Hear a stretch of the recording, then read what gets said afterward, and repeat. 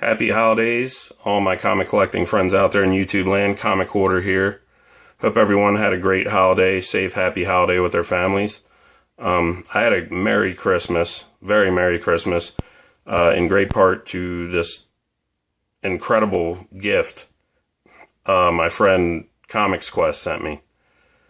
And basically, you know, he saw my video when I showed some books, and I was saying, you know, I need these others, and we talked through emails, and he said, hey man, I have extra copies of these books that I've upgraded to higher grade, so if you want them, I'll send them to you for free. And I was like, sure man, that'd be awesome. And we talked on the phone as well, and you know, he tells me, oh yeah, they're signed too. And I was like, dude, that's ridiculous. And I get them, and they're graded. And I'm just going to go ahead and show you this amazing gift that Comix Quest sent me. Such an awesome gift. He saw me show my Caliber Presents and my Crow number 2. And I said, you know, I got to get the rest of these.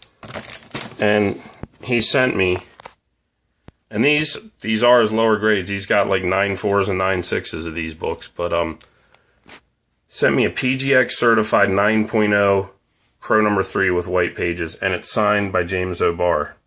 And you can tell he's a big fan, because these were all signed back in the 90s. I think this series came out in 91, the latest I think it was 90 though.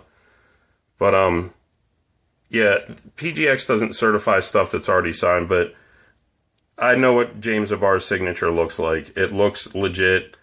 I've seen Ira's collection, and I'm sure it's legit. And furthermore, he's from outside of Detroit, and James O'Barr does that show nearly every year, because that's where he's from originally. So I have no doubt in my mind these signatures are legit, but they just don't. PGX can't certify a signature because they don't go to shows to witness them, and they won't certify anything they don't see, so you just can't get it done from them. But I know it's legit, and man, I appreciate this again. That's a gorgeous book. And this being an indie book with a pretty, not the largest print run, and most importantly, all black front and back covers, they're hard to find in high grade. And people read these too, man, because it's such an amazing story. But then he sent me Caliber Crow number 4, white pages, graded 9.2, also signed by James O'Barr. I mean, just ridiculous, man. These are all first printings. It's incredible. He also sent me a 9.2 graded copy of Caliber Presents 15, also signed to this back in 1993. And Caliber Presents 15 has the preview of the Crow number 5, which Caliber never got to print, to my understanding, in full. They never got to complete the saga under the Caliber publisher. Number 5 was finally printed by Tundra Press, I believe. But very happy to have this one as well. It's amazing. And so fitting for Christmas, this stuff got here on the 23rd, and I was just shocked. A 9.4 Caliber Christmas Special, number 1. White pages, signed by James O'Barr in 97. And that's just freaking incredible. Again, hard to find in high grade because it's all white border. So, man, now all I need is Crow number 1 to complete my collection. And look at these, man. These are beautiful. And, man, thank you so much, Ira, again. And I'm going to put a link after I upload this. I'm going to get on my computer at the latest tomorrow, and I'm going to put a link to Comix Quest's channel. Please check him out. He's semi-new to YouTube. He's a great guy. Welcome him like this great community does, please. I know how you guys do. He's a high-grade collector. You know, if there's a book he really likes, he'll get multiple copies till he gets one that is high-grade enough for him. And, you know, he's like me. He collected in the late 80s and the 90s, so he's into stuff like, you know, Punisher, Vampirella, The Crow. Obviously, he's a big Crow fan, especially being just outside of Detroit. I'm sure that helps because that's where the story takes place. But, you know, he likes Star Wars as well. And a lot of the bad girl stuff, Evil Ernie and Lady Death, that we grew up on as teens. So he's got some great books. Please check out his channel. Please welcome Ira to the community. He's a hell of a guy, and he deserves more subs. And I just can't believe you gave me this, Ira. And I told you I'm going to try and do something for you, but this is too much, man. I am just blown away. This is ridiculous. So I'm going to override my undiagnosed OCD, and I'm going to go into my collection and pull out some books that I don't have doubles of, that I think you'd like. And I'm going to send you some stuff, man, because this is just incredible. Thank you so much. These are gems. These are gems in anybody's collection. And, I'm gonna have to try and find me a number 1 when I get my tax returns back, because that's like a $200 book in near mint. But my God, thank you, Ira. Please check him out. And I also want to say too, I really like this series, and I highly recommend everyone read this. It's an amazing piece of comic book art in every sense of the word. James O'Barr. I've read the trade many times, and there's a great quote about James O'Barr in the foreword or the afterword, one or the other, and it says, the hand is no different from what it creates. And in that sense, The Crow was basically James O'Barr trying to exorcise his demons. In 1979, his fiance got killed in a car accident by a drunk driver, and it devastated James O'Barr. He entered the military and served over in Germany, and that's where he started working on this to try and deal with the pain.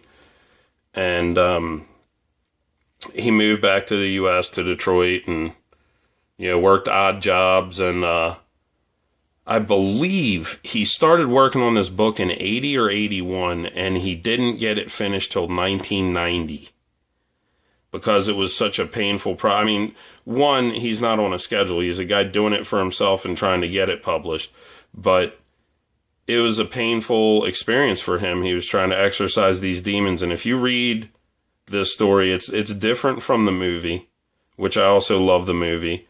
But the foreword of the trade also said it's one of the most beautiful love letters ever written. And I agree that it's hard to read this book, knowing what James O'Barr went through when he was writing this book. It's hard to read it and the things he put into it and not feel empathy for him and feel his pain. It's brilliantly written, brilliantly illustrated. You can see his art getting better towards the end. I mean, just an amazing story, and I recommend everyone pick it up. And, he said he was hoping that this would exorcise the demons, but he said it got to the point where he said he was hoping to get like a catharsis or an epiphany from this, but he said it just, the longer he worked on it, the more self-destructive he got, actually. So, it devastated him losing his fiance, but this beautiful piece of art came out of it, and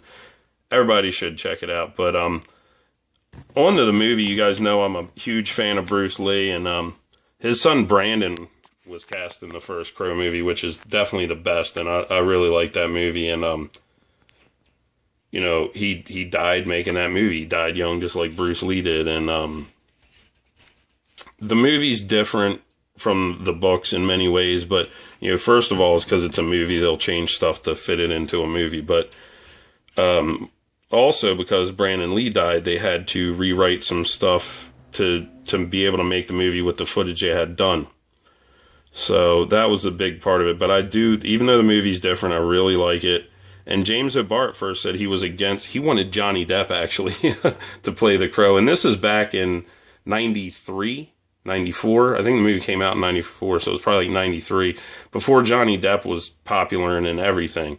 But that's who James O'Barr wanted, and the studio picked Brandon Lee, and he had only seen Showdown Little Tokyo and Rapid Fire, which I had seen too, and I was like, hey, I tell my friend, this guy's not just Bruce Lee's son, he's the real deal martial artist. And I believe he would have gave us so much more. I mean, he was so young, but James O'Barr saw these movies too, and he was worried it was going to turn it into a kung fu flick.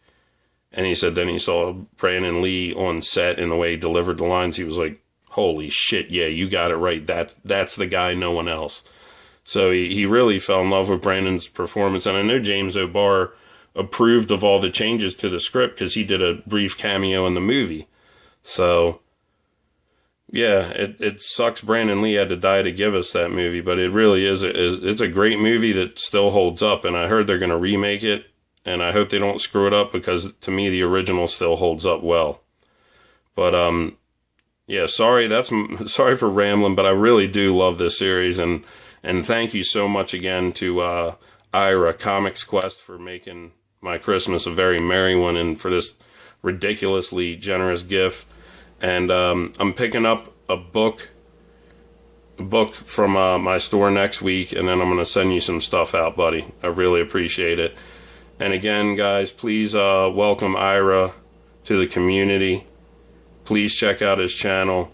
I'm gonna put a link to Comix Quest channel down the bottom. So thank you all. Thank you, Ira, and all my friends who did trades with me and sent me awesome books lately. Have so much great stuff, and so happy that you all helped me out. It's just really blowing me away, and I appreciate it. And you guys, thank you. Everyone else, thank you for taking the time to check out the vids. Always appreciate it. Hope everyone and their families had a great time. And everyone take care and enjoy your new Christmas comics.